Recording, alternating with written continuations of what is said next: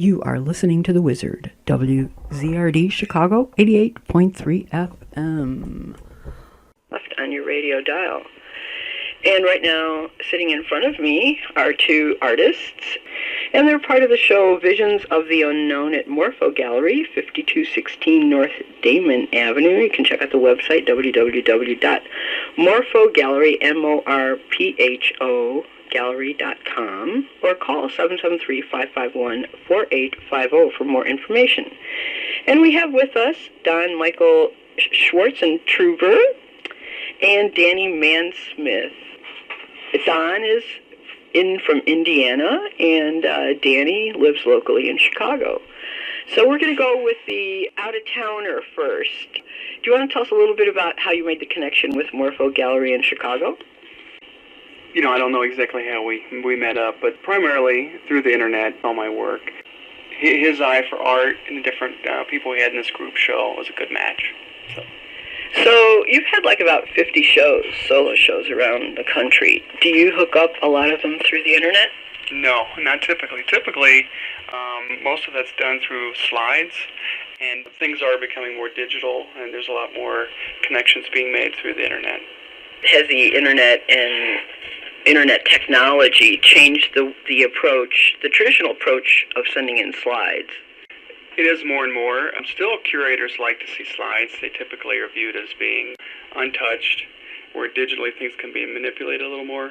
But yeah, the speed of being able to make contacts and connections and distribute information through the internet, it's unprecedented. So by the time you send your slides and they send back an answer, that's already weeks. What about you, Danny? How do you feel about the subject? Yeah, I guess for me, the internet, it's been a great sort of tool. It's sort of, I guess it's slightly maybe like punk rock too, in that it's do it yourself. I mean, artists can easily form their own website and have exposure and do their own promotion and contacts and things. Yeah, I think it's a great thing. So do you have a website? It's www.scrap/DannyMansmith.squarespace.com. But you could also try to just Google Danny Mansmith and things will come up. So. Yeah, that's one thing I found. Everybody gives these elaborate, like websites, and, I just put in their name and it pops up right away. So, Don, what about you? Do you have a website? I do. It's Swartzentruber.com. You might want to spell that. It's SWARTZENTRUBER. It's phonetic, so. Yeah, so if you can remember the name, then all you have to do is, spell it correctly and go in there. Well, Danny, in view of the fact that a lot of your artwork is created with a sewing machine, which, it's going to be like a two-part question.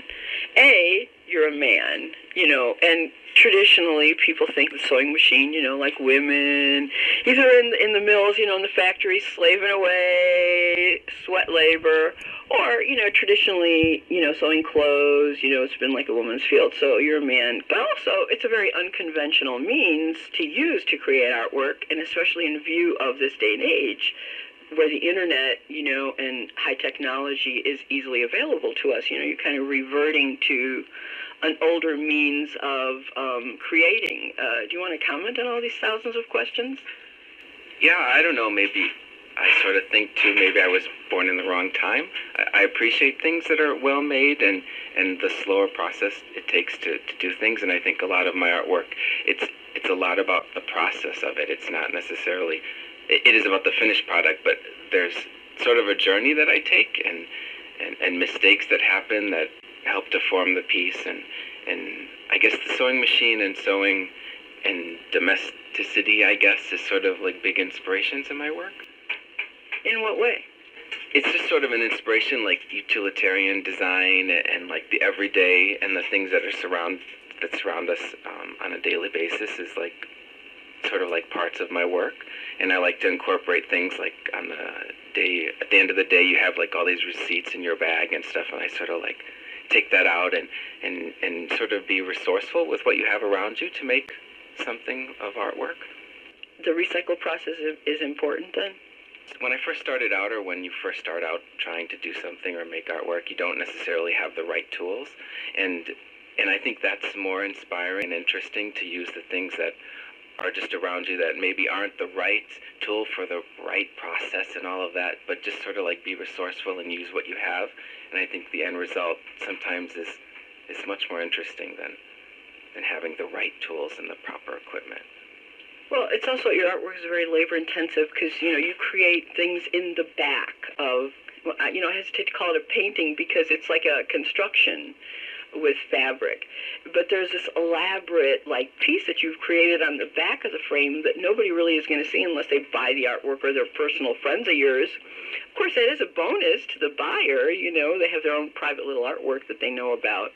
Do you want to comment? In the long run, it's probably not cost effective or whatever if people don't see it.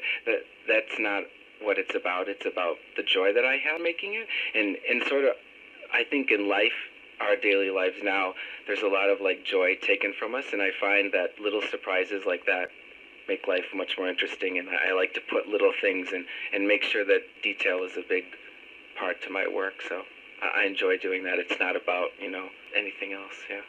Well, Don, speaking of labor-intensive, your paintings must take hours and hours of days and weeks to create. They're very intricate, surreal, to me very sci-fi inspired. I don't know if they're actually sci-fi inspired by you, but do you want to comment on that process? Yeah, I do enjoy the time it takes. Like Danny was talking about, the process, the journey. And each piece for me is really, typically, I'm kind of wrestling through ideas. And I'm really not so much concerned that people necessarily pick up thematically where I'm going with it. I'm interested to see where people go with it within themselves.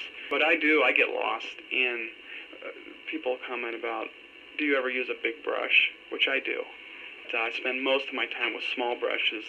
With I get paint on my forehead because I'm so close to the canvas. So people like Bosch and the other artists that have gotten great joy out of the details. Just a lot of activity in the work. Very little resting place in the piece.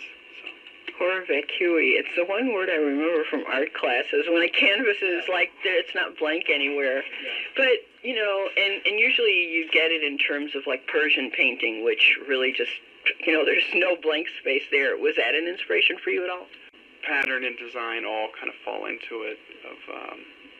But typically the pattern comes from representational objects and things that are in it.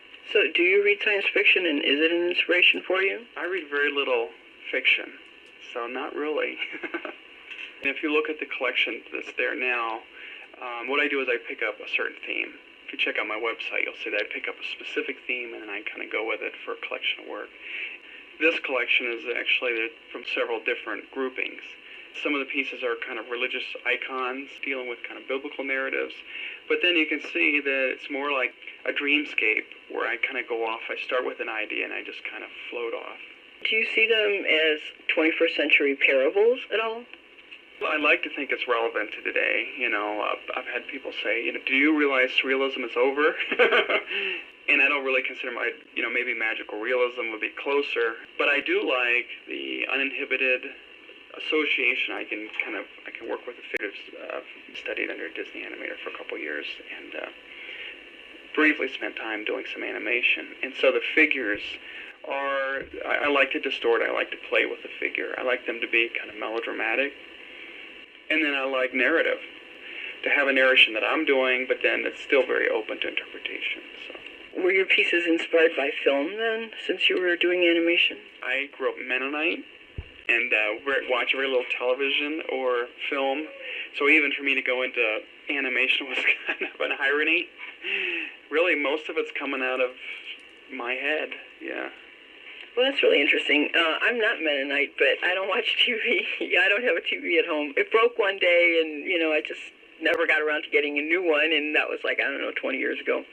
You do find that once you kind of, get rid of that kind of stuff, the barrage of, imagery and stuff that's, bombarding you goes away, and, your life is much quieter. Is it, meditative for you to create your pieces?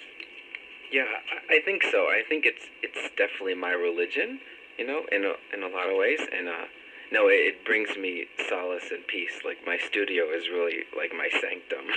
Yeah, it's a place where I get away from that outside world. Yeah, it makes me very happy. How have you connected your Mennonite roots to the age that we live in now? I did a special exhibit called Pop Mennonite, and you can view that online. It's quite controversial because some people think I'm making sport, but it's an honest evaluation of what I grew up with, and there's good and bad in the culture and in the faith itself. People can check it out online. So has your community kind of I hesitate to use the word excommunicated, but let's say exiled you for your work? I felt some of that, and my family went through some of those issues, and it's interesting. A publication in Canada picked it up, a Canadian Mennonite, and it seems like there's been a little bit more interest in it kind of outside of the community I grew up in. So positive and negative feedback. In fact, really interesting, there was a Mennonite blog talking about dialogue on the computer that looked over the work, and it got very heated, and I really did, in a sense, become excommunicated from the blog. And anybody that wants to read it, you will not be bored. It's anything but boring. So. Yeah, I mean, the whole issue is like a Mennonite blog, that's almost like oxymoronic, I mean, how do those two go together? You have to live in the society you live in, and it's culture clash with a lot of societies that have certain mores, that they went by, and times are really changing. They either have to change to keep up with it or find new and unique ways to adapt. It's true, and no culture is ever in complete isolation. They're always making transitions, even, for example, with the Mennonites speaking German, and then they would eventually move to speaking English and so on. No culture is ever just in complete isolation and ever stationary. It's always growing. It's always in transition. So did you grow up speaking German? Or do you speak it now? I don't. My grandfather spoke German and English, but that's where it ended. So. Yeah, you just kept the name. Yeah. Well, Danny, let's go back to your artwork and how unique it is.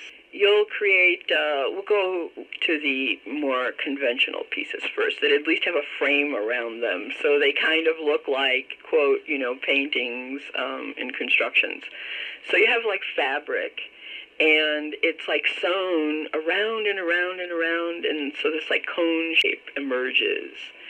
So it's the material and the thread are the colors, which are your painting medium, if you will. The shape is, I guess a composition, the conical shapes. The whole issue of how you create that on the sewing machine, how does that work? It's play and experimentation and fun. It's the way I've sort of come about, I guess, making what I do is sort of completely to buck against rules and format and schooling, I guess.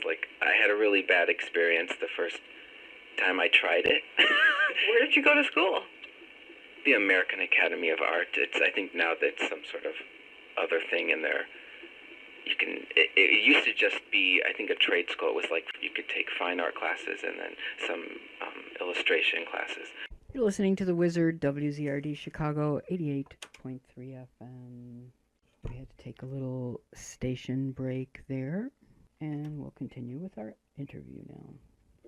Just have fun and to make sure that you are enjoying yourself and let mistakes happen where they happen, and then they've always led me to different places that you never thought were possible and made things much more easier. So the way the fabrics formed when I made the frame pieces with the cone, the projection coming out of the flat surface is really an experiment, and then you just sort of find your own technique and how to make it and repeat it, and so yeah.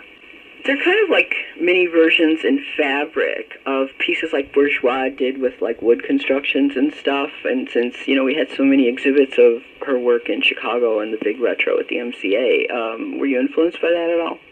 Yeah, and I'm not even familiar with her work. I'm really bad at coming out of my hole, and so I really have to push myself to sort of there's other things going on. So yeah, no, I'm not even familiar with her work. Okay, well, that's good, because then it makes it more unique. You have so many aspects to it. You have the framed conical pieces. Then you have these fabric constructions, which are two-dimensional and flat, and usually figurative of figures, although they're kind of Don's surreal figures because, they have two heads, or, even though they look kind of normal, when you first look at them, you realize, this is a little different. Like, I still remember when we looked at, hey, there's another one. It's only got one head. Suddenly that was like, a normal, abnormal characteristic for your work. They're like fabric constructions, and they're stitched around, which the framing sort of is the stitching around the edges.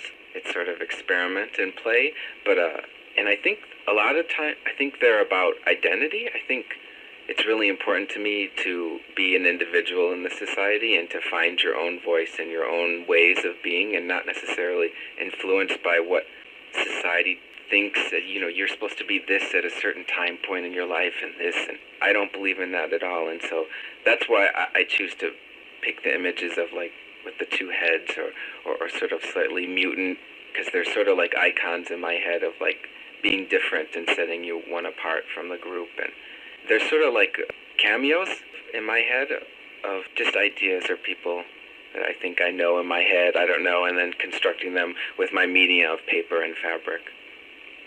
So some of your pieces are three-dimensional, so they're full sculptural pieces made out of fabric and material.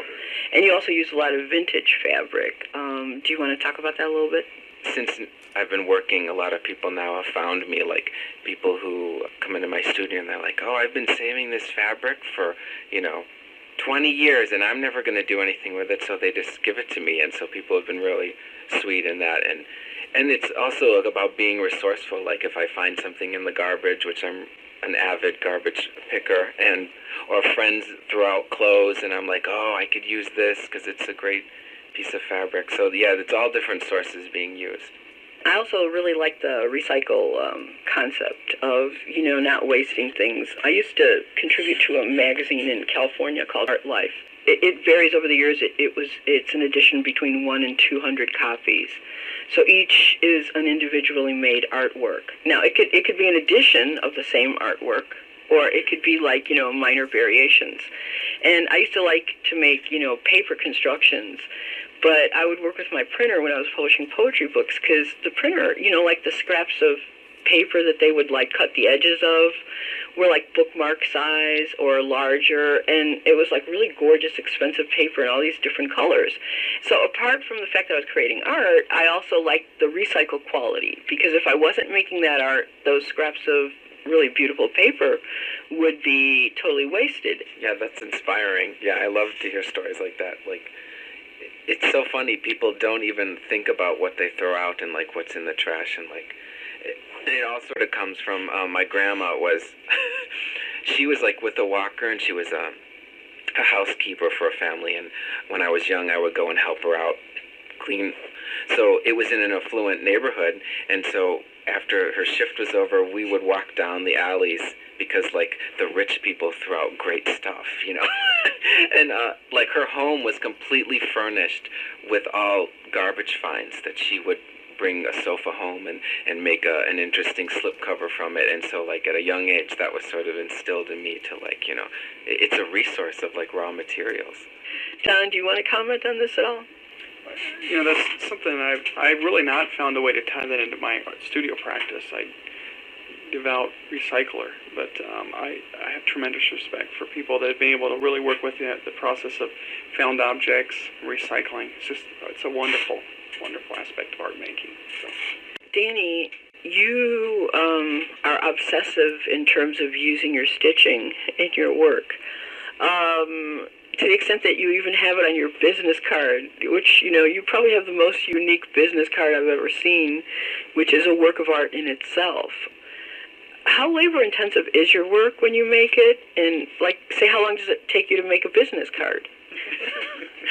and those are the business cards that I've managed to format and to mainstream the process. Yeah, the first ones were, even more crazy than that. And I don't believe these to be that interesting, but, that's very nice of you to say. It doesn't take that long, but it's much longer than considering that people are like, oh, you just pass these out. You shouldn't take time to do that. But it means something to me to also, again, it sort of has to have a human hand to it, and that's sort of like what my work is about as well too, like having and seeing a human presence in my work. And so a person actually stitched that little info on the back of the card is like, that makes me happy. Don, how long does it take you to make each labor-intensive painting? Typically, as with most oil painters, we have 2 or 3 going at the same time. I really have never logged in my hours, clock it in, but typically it's over a month or 2 period that one's being worked on, and then it takes about 6 months for it to dry and to do the varnish work and stuff. Even before I start painting, there's a lot of sketching and writing and kind of brainstorming that I do. So you also do printmaking. Over the past few years, I've spent much more time painting, but really, if you look at my paintings, it's really mostly about drawing, and etching is very much about drawing. So the two come from. It's very difficult to tell people that you're a drawer. It just does not phonetically flow like saying I'm a painter, but that's really what I am. I draw, and then paintings result from that, as well as etchings and other things. Well, if you tell people that you're a drawer, they'll think you're a chiffonnier or something and say, huh? Yeah. Apart from being a drawer and a painter, you're also a teacher. Do you want to comment on that? I don't know that I would teach anything but visual art. I enjoy it so much that I like to think that I can help inspire other people. Danny and I were talking about it, and there is a lot to be said for being an outsider and untrained, and I always struggle with that tension of, I want to teach them the rules of linear perspective and figure drawing and so on, but there is a lot of magic to breaking those rules. And Danny and I were discussing this. How do you train someone to know the rules, and then do they break them as well as they're going to create an image before they knew the rules and they're creating in a sense of innocence? But I still believe in the academic side of creativity and making art. Yeah, I think it's actually important to know the rules first before you break them, because then it gives you more of an impetus and a jumping off point. Well, actually, I think right now that's kind of, we all in a sense do, or even if you're in the city, I think we kind of work in isolation. I think more artists are doing that. We create less in a sense of community. So do you feel like an outsider, Danny? In your inside studio? Yeah, I guess I've never felt a part of the group, or something. But it's just funny to me that how popular that phrase has become, and like the notion that it's sort of a marketable sort of idea now, like, and it worries me sometimes too that like the people who are considered outsider artists aren't being manipulated and being used, because I just found out about this woman called Judith Scott. She was 60-some years old. She just recently died, and she had Down syndrome, and she was completely mute and deaf. And she one day found that she wrapped things. She just started taking sticks and wrapping them with fabric or twine, and she made these huge constructions. She was only like 5-something, and her constructions were almost her size, if not bigger, just like completely contained. And she was from this group called Creative Growth, I think, in California, where it's a place where these people could go and like they help them with supplies and things. And so a lot of my inspiration is like, oh my God, we have so much in common, because I also enjoy wrapping, using that technique and making sculpture. And it was her sister who helped her, I think, find this place. And she was an institution for years. And it just concerned me when I heard that. I'm like, well, how is she being represented by a gallery, when she's completely almost unaware of what's around her? So it just concerns me. And I think sometimes it's silly too that like galleries now have jumped on the bandwagon. Like everyone has like an outsider, presence at their gallery. It's just, I don't know. Yeah, I think it's like become an extreme with outsider art. But on the other hand, if she's making these compulsive sculptures and filling up the space, and then there's nowhere to put them, then a gallery might as well sell them, and then that could contribute to her upkeep. So she might not be aware of it. On the other hand, there's also the question of, like, she might be particularly attached to one of them. And we're going to take another brief station ID before we go back to our interview. You're listening to The Wizard, WZRD Chicago, 88.3 FM. For a while there seemed to be such a pedigree process with exhibiting. Like I said before, I believe in the academic process, and I did graduate work. But the neat thing about the whole outsider movement was it became inclusive and said you don't have to have these degrees to make amazing artwork and to do things.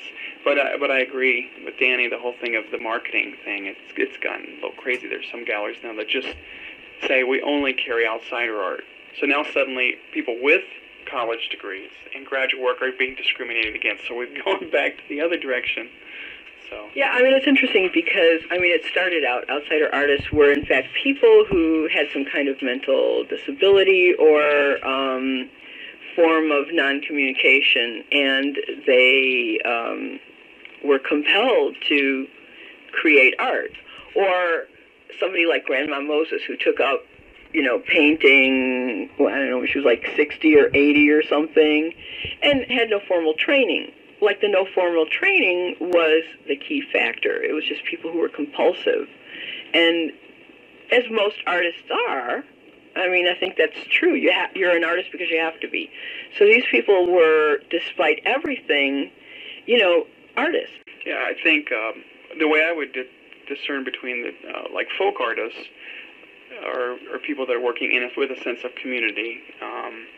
Outsider artists are working typically without that educational background, but working more in isolation. I see all of it being very blurred, and I agree with you. I think it's only a matter of time before colleges start teaching classes on how to make outsider art, kind of like how to make abstract art, To a certain degree, all artists work in isolation. All artists are obsessive-compulsive. All artists struggle with lucidity, right? So then it's just kind of almost I think all artists have a certain sense of being outside of the mainstream. So. Yeah, I think that's a really good point, because I'd say most artists, if they didn't have to make art, they wouldn't. But it's a compulsion within you that makes, to me, that's really the definition of if you're an artist or not. So do you want to comment on all this, Danny? Or is this like, I'm too compulsive, I can't handle it? I think so. Yeah, okay. So do you have any other comments to make about your artwork and how you create it? It does. It brings me happiness and solace, and that's why I do it. And so, yeah. So you bring your artwork into your person and your persona, if you will. Like, you have hand-stitched clothes and little parts of pieces hanging around. Do you have people comment on that, like, say, when you walk down the street?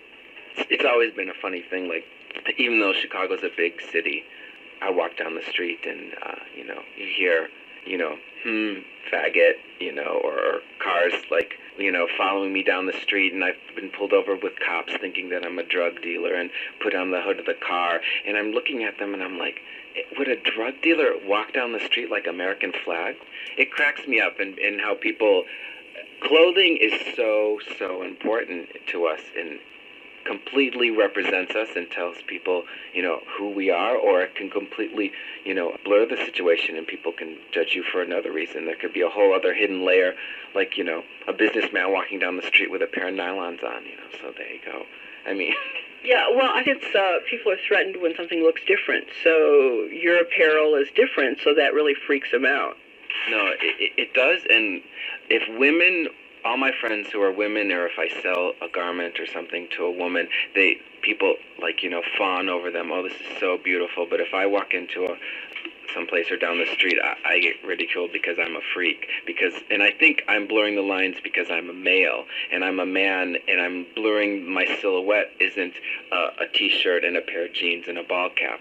And so I've sort of found my own identity, and people have a problem with that because you have to be a man and you have to look like this, and men are only able to look one way in the society, really. I mean, that's okay, and that's something that I have to deal with because I'm not going to change. I wake up in the morning and I don't plan out what I'm going to wear, and this is my, statement for the day. It's literally, I'm comfortable, I've made my wardrobe, and so I just wear it, and that's all there is, Have you had any undue prejudice about your artwork, your paintings done? whenever you're dealing with thematical issues, and I tend to deal a lot with religion in my work, it seems like both sides of the camp, from secular critique, religious critique, and stuff, as they look at the work, people want to know exactly where do you stand and what are your ideas. And they don't like things to be ambiguous. They like clarity, and a lot of times as I'm working, I'm just being very intuitive. So yeah, there's a lot of that. Well, to totally change the subject and go back to history, your studio is a historic district. Do you want to talk a little bit about that part of Indiana? I do live in Billy Sunday neighborhood, a little town called Winona Lake, which your listeners might be familiar with, the village of Winona, and it's a little arts and crafts kind of community. And it's a beautiful town to live in, a peaceful place to do my studio work. My faith and my beliefs are probably very similar to a lot of people in the community, but my way of communicating them is vastly different. So my audience typically isn't in my hometown. My audience is other places. And that's actually, when I was doing graduate work, one of my advisors said, there's nothing wrong with making your work in isolation and then having your audience be in another community. That was kind of relieving to me, because I thought, this isn't my audience. So. You know, I still remember in a lot of places in New York when I was hanging out with certain people, and I made an installation piece, and they didn't understand the whole concept of installation. But what was really intriguing to me was when other people who were familiar with the concept of installation art looked at it and reacted in a very positive way, then the people who didn't understand it were like, oh, it's like accepted, you know, so then they're more accepting, which is, it's interesting to me how people are more accepting when it's more the norm, which I would imagine that's part of why, you know, you get so much flack, Danny.